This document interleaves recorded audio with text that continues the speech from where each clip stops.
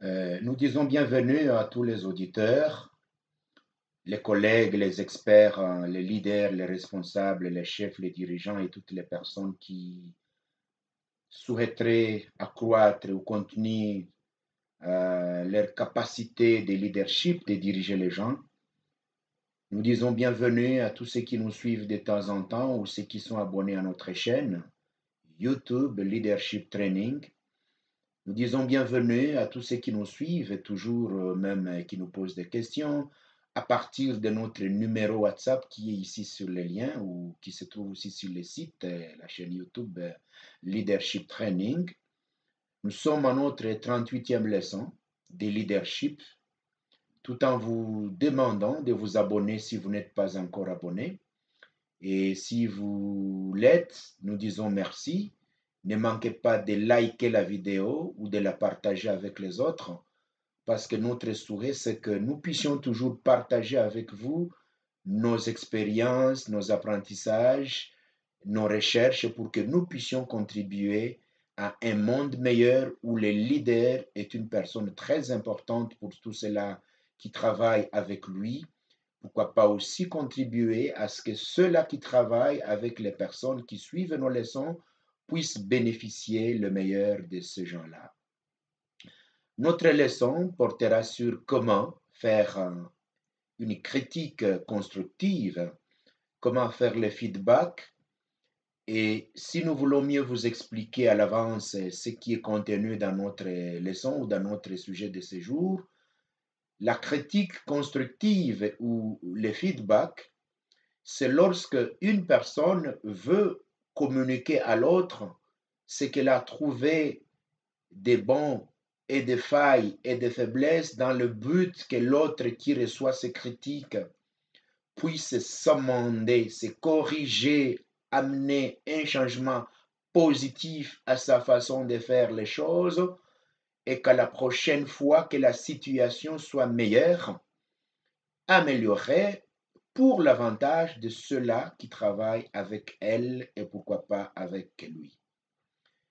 La critique constructive, c'est une forme positive d'une exhortation, d'une remarque, d'une exhortation et de ce que nous pouvons appeler une reproche, mais dans un sens où vous voulez contribuer à ce que la personne s'améliore positivement. Eh bien, comme nous vous disions au départ, le but de ce sujet, c'est de montrer comment on peut se trouver en face d'un chef pour lui dire ce qui ne va pas et ce qui va pour qu'il s'amende. Ça peut se faire soit entre deux collègues qui travaillent ensemble et qui s'assoient pour discuter de ce qu'ils ont trouvé qui n'est pas bon pour que cela change. Ça peut être entre un pasteur et un croyant, et le croyant ou le pasteur, l'un ou l'une d'entre ces deux, a la possibilité de donner à l'autre son feedback, sa critique constructive. Nous avons pensé à ça parce que le terme constructif ou constructive nous permet de voir l'avenir changeant. Et c'est pourquoi, si nous avons pris ce sujet, c'est pour que nous puissions voir comment cela peut se faire de façon positive. Chers experts qui nous suivez, la critique positive ou le feedback peut se faire en différents temps. Soit c'est à la fin d'une période bien fixée, soit on dit à la fin d'un mois, soit on s'est dit c'est à la fin d'une semaine, soit à la fin de l'année on est en train de faire l'évaluation des agents, soit à la fin d'une tâche qui a été donnée, le chef vous a délégué la mission et puis vous êtes en train de lui faire le compte rendu, mais il constate qu'il y a des failles, il veut vous faire la critique constructive. Comment vous feriez mieux cela la prochaine fois? Ça peut se faire soit à la fin d'une tâche, soit vous êtes allé sur le terrain, vous avez constaté que certains de vos collègues ou certaines ne se sont pas bien conduits et vous voulez leur montrer les failles qu'il faille corriger à la prochaine, comme ça peut être aussi volontaire, c'est-à-dire que la personne de sa propre volonté vous appelle pour vous dire, venez vous asseoir avec moi, j'ai quelque chose à vous partager ou j'ai quelques critiques à vous faire dans le sens que la prochaine fois que je vois l'amélioration de vos conditions de travail. Donc, la période n'est pas fixée, ça dépend d'une organisation à l'autre, d'un individu à l'autre, bien sûr, mais aussi ça dépend d'une occasion à l'autre. C'est pourquoi nous disons qu'il n'y a pas de temps limite pour faire la critique positive.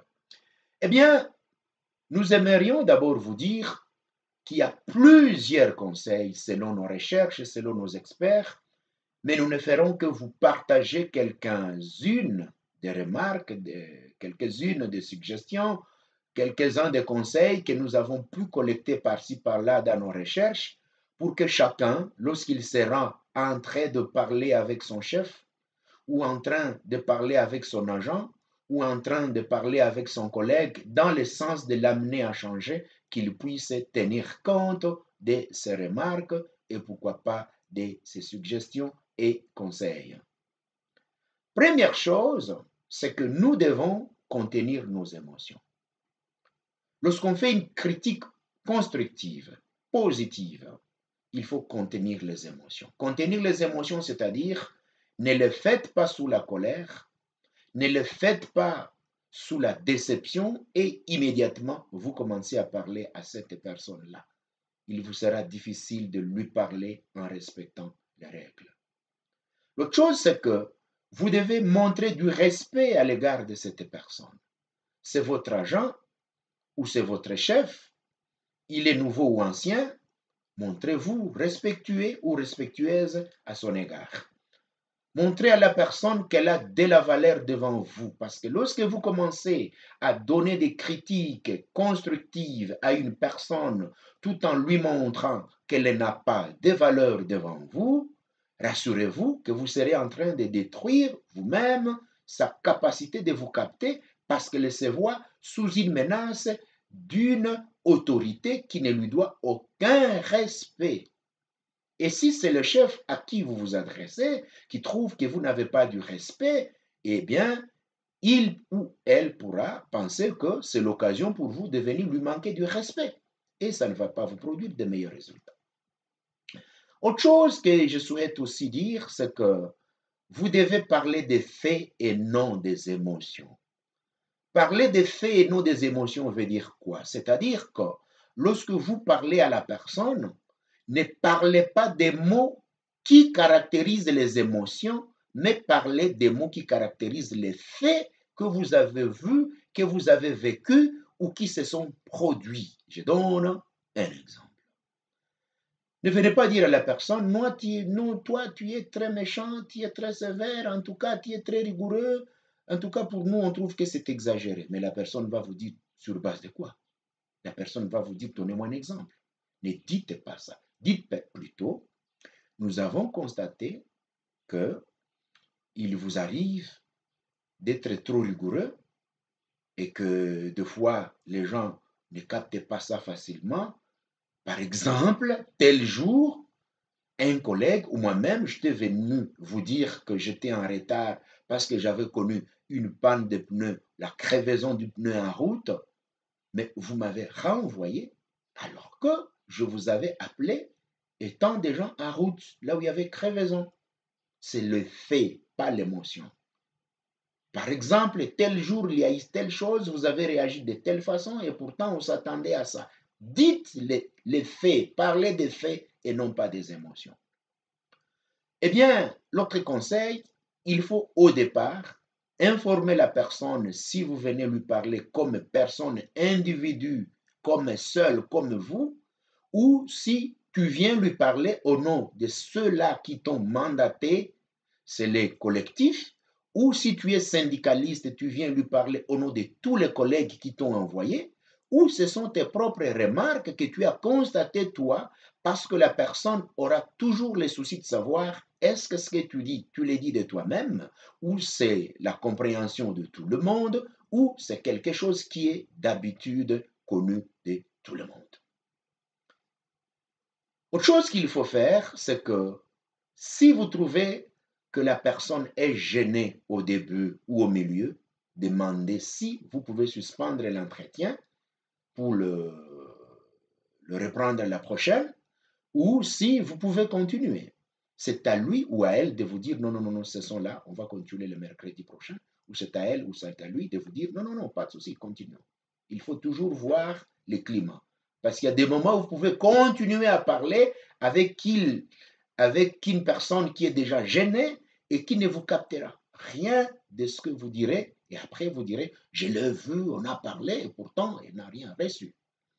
L'autre chose qu'il est nécessaire de dire, c'est d'admettre votre erreur si vous aussi vous l'avez commise dans le parcours.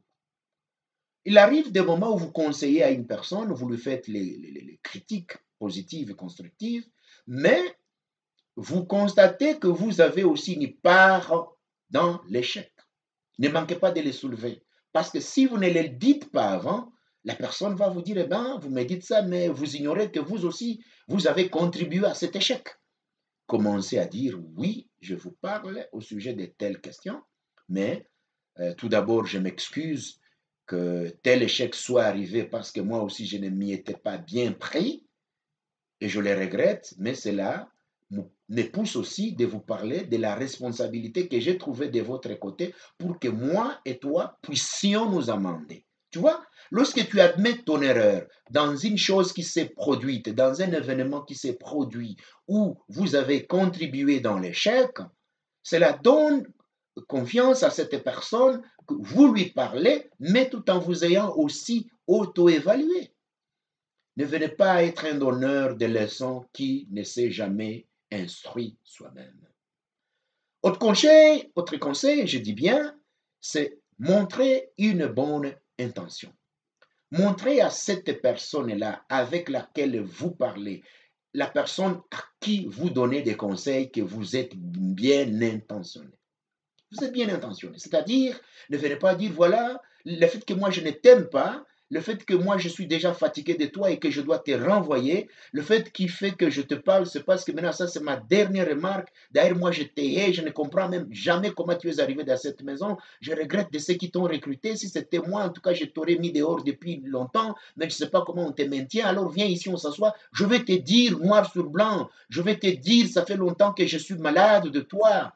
Alors, la personne est frustrée au départ. Mais dites plutôt, nous travaillons ensemble, ça fait 3 mois, et comme tout humain, il peut y avoir des défaillances, mais j'ai la bonne intention de te dire ce que je crois nécessaire pour que nous puissions avancer à mieux travailler. Même si vous savez qu'il sera renvoyé, ne le lui dites pas pour que la personne ne puisse pas mélanger la critique positive et la conséquence de son renvoi. La bonne intention. Chaque personne, quand elle parle avec quelqu'un qu'elle sait qu'elle aime, ça lui donne de la confiance d'écouter. Il faut être humble et amical. Humble, c'est-à-dire, vous êtes chef, vous parlez avec un agent, soyez humble. Vous êtes un agent, vous parlez avec votre chef, vous lui donnez des critiques constructives. Soyez humble. Essayez de parler avec un langage qui ne montre pas que vous êtes au-dessus de la mêlée. Je donne quelques exemples négatifs.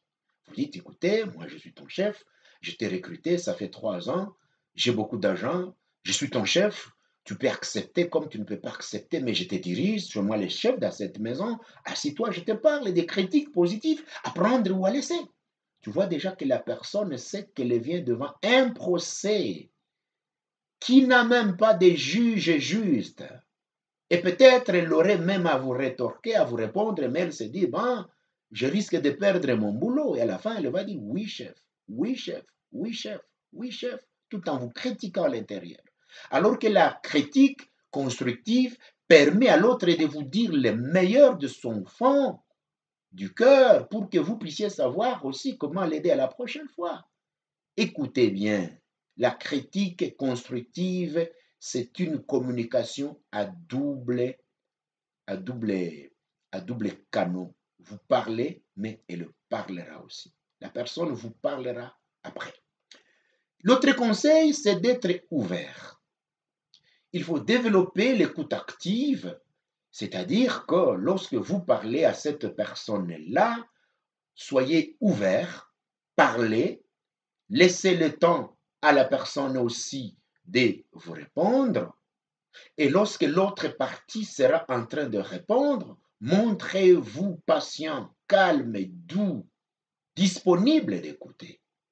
Ne laissez pas la personne quitter devant vous en train de dire, voilà, écoutez, moi quand j'étais dans son bureau, il parlait seul, quand je voulais parler, il m'a dit, non, non, non, non, non, non, tu sors, j'ai déjà fini, je n'ai rien à écouter de toi, va exécuter ce que je te dis, si tu ne veux pas, on va te renvoyer ici. Donnez le temps à l'autre partie de vous expliquer. Chef, vous dites que c'est une faille, oui, mais ce jour-là, on a reçu l'argent du projet avec retard. Chef, vous dites que c'est une faille de communication, oui, mais vous n'ignorez pas que ce jour, mon téléphone était perdu.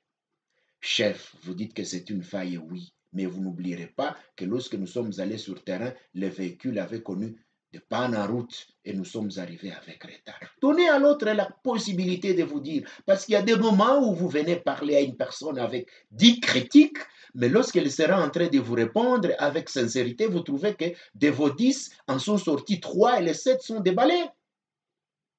Et d'ailleurs, moi, je préfère la personne qui déballe toutes les critiques pour prouver qu'en sa sortie, elle a compris que j'étais de bonne foi et que, à sa réponse, j'ai bien compris. Et lorsque la personne vous dit ce qui est vrai, dites, ah bon, ok, je comprends alors. Sinon, j'avais pensé que c'est une erreur de votre part. Je m'en excuse. À la prochaine fois, nous allons corriger. Voilà. Montrez-vous disponible, humble, mais aussi amical. Il faut aussi adapter son autorité lorsqu'on parle à une personne. Adapter son autorité, c'est ce que j'ai dit précédemment, qui ne font pas montrer que c'est vous qui êtes le prééminent, le Sa Majesté, l'honorable, le plus haut gradé, les recruteurs, les directeurs généraux. Plein, plein de mots que vous allez commencer à déballer devant la personne avec laquelle vous serez en train de parler. Elle est frustrée au départ. Souvenez-vous seulement que cette personne-là sait que vous êtes son chef. Ce n'est plus nécessaire de le lui rappeler. Cet agent sait que c'est vous le directeur. Il n'est plus nécessaire de dire c'est moi votre directeur. Compris? Non. Soyez ordinaire. Utilisez un langage simple. Autre chose, il faut éviter de vanter trop la personne. Il y a des moments où les gens, quand il arrive l'occasion de faire un feedback constructif, 30 minutes de dialogue, 15 ont été utilisés pour vanter la personne. Tu vois, tu es bien, tu es un beau chef, blablabla. Bla, bla, bla. Ça, on sait. Tu es venu, c'est pour la critique constructive, va droit au but, même si tu vas le mélanger avec quelques termes enthousiastiques, d'humour, pour essayer de prouver qu'il est bon, mais ne vous perdez pas dans les vantardises à l'égard de cette personne. Plus vous vantez la personne, plus vous ignorez ce qui est critiquable, plus la personne à qui vous avez fait des critiques positives va s'en sortir en train de dire, ben voilà, mais si du moins il trouve que je suis bien, pourquoi il a voulu me dire tout ça? Allez droit au but. Commencez par remercier la personne. Nous sommes très heureux de travailler avec vous. Nous vous avons vu nous aider en ceci, nous vous avons vu prendre des meilleures décisions en ceci. Essayez d'amener quand même des histoires positives, l'effet positif, pour que la personne ne puisse pas dire, donc vous voyez seulement le mal à moi, vous n'avez jamais rien vu de bon. Non, commencez à montrer à la personne ce que vous avez retenu de bon, les bonnes histoires, les bonnes réussites, les succès, les forces que vous avez constatées chez la personne, mais ne vous y attardez pas parce que l'objectif, c'est d'apporter des critiques constructives. Même dans les couples, un homme et une femme qui ont l'habitude de se parler, ou l'une ou l'autre de ces deux personnes dit à l'autre ce qui va et ce qui ne va pas, là où elle souhaiterait que cela change, c'est toujours le feedback, c'est la critique constructive. Donc la critique constructive se trouve partout, au travail, à la maison, dans les couples, dans les églises où les pasteurs ont le temps de parler avec les fidèles et les croyants, dans des mosquées où les responsables religieux islamiques peuvent organiser des discussions avec les gens qu'ils conduisent. Ça dépend. Tout chef, en d'autres termes, toute personne qui dirige les autres doit avoir ce souci d'écouter ce que l'on pense de soi ou de dire à ses collègues, ses collaborateurs, ce qu'il ou elle pense d'eux. C'est pourquoi, en annonçant notre sujet d'aujourd'hui, nous avons bien dit que la critique constructive peut venir selon les différents besoins. Soit vous discutez de ce que vous vous étiez fixé, soit par volonté, l'une de ces deux personnes décide de vous écouter. Elle dit, j'aimerais t'écouter dans mon bureau pour que tu me dises là où tu vois des failles, des faiblesses qu'on peut modifier. La personne, le chef t'appelle à lui faire des critiques constructives. C'est une bonne occasion. Comme le chef aussi peut appeler la personne pour lui dire, voilà ce que moi je pense de ta façon de travailler ou d'être pour qu'il y ait tel changement. Alors, l'autre conseil, nous nous dirigeons vers la fin, il faut terminer par les remerciements. Ne terminez pas en disant, bon alors, je t'ai dit tout ce qui est sur mon cœur, tu n'as qu'à prendre ou laisser, bon, bye bye. Non, non, non, non, non. Dites par exemple, oui, je viens de vous dire tout ce que je pensais, juste dans le sens que nous puissions mieux améliorer le travail. Je reste à votre écoute. Si vous avez des arguments ou des suggestions ou des remarques qui me concernent aussi, ou ce que vous souhaiteriez peut-être me dire que vous croyez que j'ai mal interprété ou j'ai mal expliqué, je reste disponible. Sinon, je vous remercie de la façon dont vous vous êtes donné le temps de m'écouter et je compte que l'avenir sera encore meilleur parce que je sais que vous êtes fort, vous êtes capable et je compte qu'à la prochaine fois, toutes ces petites failles seront déjà évitées. Voilà, c'est une façon de terminer le feedback. Après, vous donnez à la personne sa réaction. Elle peut vous dire soit, chef, ça suffit, merci beaucoup. Elle part. Elle peut vous dire, chef, donnez-moi aussi le temps. Si vous trouvez qu'en réagissant, elle est emportée par la colère, alors que vous, en parlant, vous n'étiez pas colérique, vous pouvez lui dire, est-ce qu'on peut suspendre ça? Tu viens me parler demain quand tu seras un peu posé. Elle revient. Elle ne reviendra pas ou il ne reviendra pas avec la même attitude d'émotion. Lorsque la personne commence maintenant à répliquer, à vous donner aussi sa façon de voir les choses, vous avez été le premier à donner la critique constructive. Soyez honnête pour reconnaître certaines choses. Dites, oh là là, je me retrouve, c'est vrai, tu as raison. Soyez attentif. Ne vous montrez pas agressif. C'était votre tour de l'aider, mais acceptez qu'on vous aide. Prenez de bonnes notes si c'est possible, des choses que vous estimez que c'est très importante pour l'avenir de l'organisation. Posez des questions pour mieux écouter. Ne laissez pas la personne parler et puis vous dites, bon, je n'ai rien compris, mais bon, laissez, non, partez, allez. Non, non, non, non. Dites, il y a telle part là où tu as dit que voudriez-vous m'aider à mieux comprendre par un exemple comment ça s'était produit? Voilà, dans la douceur. Alors, lorsque vous devez vous terminer à vous expliquer chacun ce qui lui était sur le cœur, vous dites, OK, merci, je vous remercie.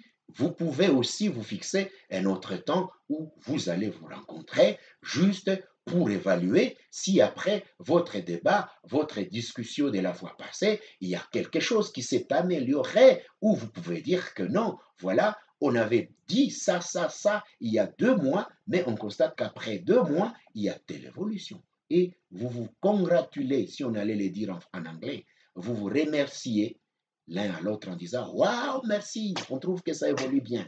Vous pouvez fêter vos réussites. Voilà un peu, nous terminons notre leçon numéro 38, dans l'espoir que si vous avez des questions, vous nous les poserez en ligne. Il y a des groupes WhatsApp, leçon 1, leçon 2 de leadership dans lesquels nous partageons nos leçons. Si vous n'y êtes, vous pouvez aussi solliciter d'y être ajouté. Mais aussi, si cette leçon vous a été importante, ne quittez pas le site sans pour autant liker. C'est juste un petit simple geste.